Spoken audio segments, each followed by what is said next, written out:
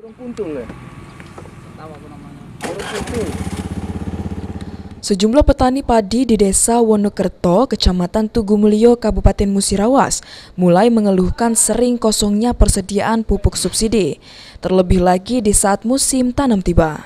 Sering hilangnya persediaan pupuk bersubsidi di pasaran membuat petani di Kabupaten Musirawas mengalami kerugian.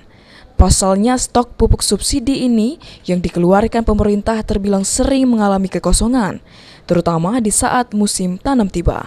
Seperti diutarakan Parman, petani padi di Desa Wonokerto, Kecamatan Tugumulyo, yang mengaku kondisi pasokan pupuk bersubsidi sering mengalami kekosongan dan sulit didapatkan. Dan hal ini cukup dikeluhkan para petani. Dengan pasokan pupuk subsidi yang kosong, cukup membuat petani menjadi resah. Hal ini dikarenakan di saat kondisi tanaman padi yang baru saja dilakukan sangat membutuhkan pupuk. Selain sulit didapatkan, untuk harga pupuk bersubsidi pun mengalami kenaikan. Dari mulai Rp110.000 per sak, kini naik hingga Rp140.000 per saknya.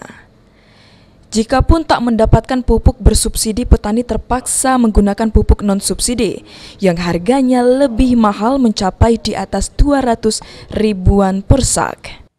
Dari pupuk susah banget. Jadi sekarang mahal, mana susah.